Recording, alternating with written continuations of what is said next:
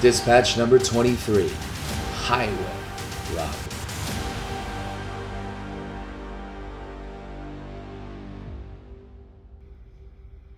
The extravagance of the stadium green room was almost too much to bear.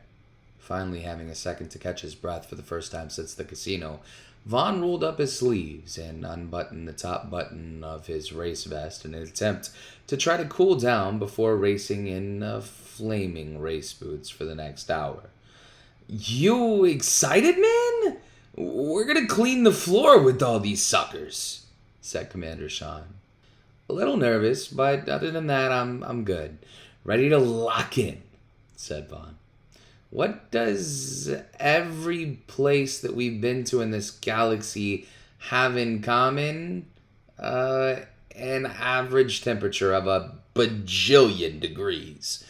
That's what I don't understand." "Here, you're going to need a few of these," said Reimer as he handed a few cooling patches to Vaughn. These cooling devices came in a race kit from Kix. A few of the janitors, Risk and I, are headed down to the track to start prepping a few things and making sure that all of your gear works. Make sure that you get down to the raceway in 1 hour. Vaughn nodded, exchanging positive vibes with all of the surrounding crew. "I'll catch you guys in a bit. I just want to be alone and collect myself for more than a second before heading down."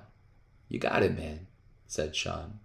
"I'll catch up on King Arras and the Theoluvians. I received word from the crew back at the ship that they're on their way in. Let's get it." After the crew headed off in separate directions, Vaughn was finally able to sit down and catch his breath. He let out a long sigh of relief and exhaustion as the miles of travel over the last few months seemed to catch up with him all at once. The journey from Earth to the desert oasis of Mackinnon was a long trek after all. After a desert battle on Mackinnon to another battle on the volcanic moon of Simia, a brief stint at the Brazorian casino led part of the crew to the middle of nowhere after searching for Laborio while he and Sean stopped for a complete dead end on Zolturia I. The chase seemed never-ending, and now he was about to compete in the race of his life in search of more answers to the seal of Elsendor. While he had never felt more alive, this test seemed like the most daunting of them all so far. Do I have what it takes to continue to do all this? Why me? Why is it so important that I'm the one that has to be the guy that races on a moon that we've never been to before? Negative thoughts crept in and stayed for just a brief moment. Fear, uncertainty, and doubt lingered around the commander's headspace. Unsure if the terrible times that he had ensued lately would be his last. But then he remembered how successful the launch of a mission was, and how far they'd come. The crew was on its fourth location as a collective whole. He imagined the smile that wouldn't have appeared on Snazzy's face if she'd been here to witness the moment. How proud of him she'd be. The reason that they'd come this far was because of family, the community of recruit support, never wavering. Vaughn took one last look towards the stadium.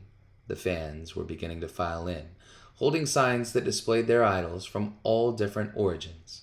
A young Zolturian girl who was holding on to her mother with one robotic arm was holding a stuffed animal monkey. Vaughn recognized it right away. It was the mighty warrior Biz that everyone in their journeys had talked about. The commander knew in that moment that all of this was much, much bigger than him. There were recruits that depended on him. There were his mates that also depended on him. There were even people on Earth that depended on him to succeed. The commander stood up, put on his helmet, and started to make his way towards the stadium ground floor.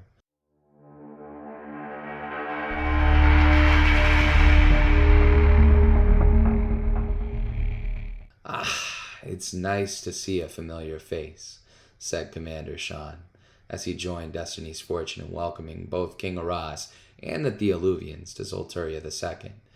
It has certainly been quite some time since I've had the itch to return back to the Colosseum, said Ringbolt. The last time that our crew was here, we ended up bringing that guy along with us after he smashed in a couple of thousand grunkles. Vadam turned his head, laughing with joy in remembrance of more chaotically hero times. Elikron reached into his travel bag, revealing an artifact that was intended for King Aras. The Simian ruler discreetly received the item, quickly hiding it under his robes. "Commander," said the king, "we have successfully identified the use case of the Seal of Ilsendor. After weeks of processing and a lot of meditation with Simian scripture, I can confirm that it is the technology that we've been searching for this whole time. If we have any chance of beating the Legion of Wen and stopping Nifty, it's with this at our disposal." Aras revealed to the Seal of Ilsendor, and its presence alone forced everyone in the immediate circle to take a step back. "So this is what was supposed to defeat Nifty," said Sean gullibilly. "In theory, yes," said Aras, pointing to the open spaces within the sphere. "The Seal of Ilsendor is capable of holding and harnessing the power of the 10 moon relics. If one is able to control the intensity, the sheer vigor of the actual moons of Ilsendor, we must never allow that sort of position to be given to any one individual." The king turned his back towards the group, in fear that he had shared too much information. "What Nifty and the Legion of Wen are after, I hope that you all know that we don't stand a chance if they are successful. We have come here to watch the race, but to watch the suspicious activity outside the race. The strength within the seal is strong on this moon, stronger than it was on Semia. I fear the circumstances are too good to be true. Please make sure that all troops stay vigilant and, unfortunately for them, stay on top of their game during the race." "Will do, my king," said Sean, his nerves cranking up a notch. No one aboard Destiny's Fortune had seen this coming. "We will keep an eye on everything and make sure that their levels are quite secure." "Oh, crap. Has anybody seen Vaughn lately?"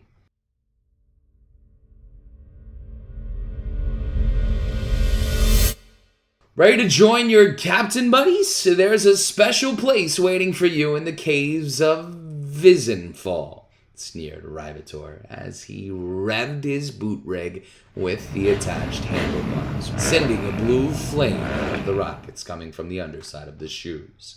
"You guys have a weird way of trying to insult people," said Vaughn, shaking off the poor attempt at a backhanded comment. Turning back to face the starting line, the commander began focusing all of his attention on timing the light system that was ahead of him. He had memorized the pattern of the purple pulsing glow, its image ingrained in the commander's head the past few nights. The area surrounding the starting line had began to char as the contestants positioned themselves in their boot rigs inside their blocks. It's game time. Greetings and salutations! The moment that you've all been waiting for has finally arrived, said the race commissioner over the stadium speaker system. We welcome all who have traveled far and wide across the Arderian galaxy to the one, the only, annual Zolturian boot race.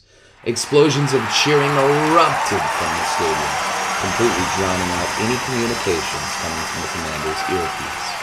Vaughn tapped the device to attempt to turn it up, but the overwhelming sounds surrounding him were piercing. Each contestant has earned the right to participate in the galaxy's highest level of competition.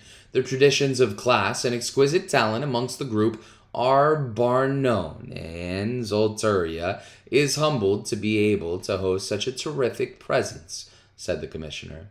Wait, he's not talking about us, is he? Said Vaughn under his breath. Just go with it. Boward something. The broadcast camera is on you, said JB, finally able to hear him through the bustling crowd. The commander took one long look at the hovering camera nearby, struck his left arm out, and put his 2 fingers on the inner part of his elbow, and he let out his best "Sheesh!"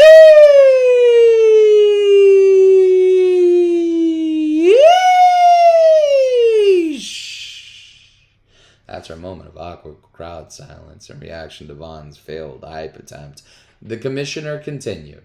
All right, that was interesting. Contestants, for the next 25 laps, you'll be competing amongst each other to maneuver the Coliseum's vast obstacles for a shot at being crowned Galaxy Champion. Outside of ultimately notoriety, fame, and fortune, earning first place will also furthermore grant you access to the most elite tier in all of the Arderian sport. Best of luck. You will all need it. If you shall die, your body will be offered as sacrifice to the beast participating in tonight's post-race gladiator challenge. Brutal, said Arista Reimer as they watched from the race pits next to the starting line. Double brutal, replied Reimer. The commissioner cleared his throat and sounded the Coliseum horn. Contestants, please make your way to the appropriate starting positions. May the best racer win.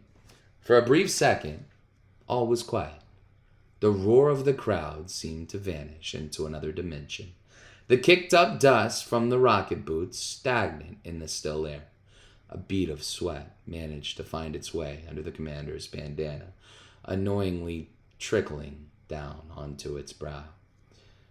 Before he could wipe it away, the ear-shattering blast of the starting gun echoed throughout the Coliseum.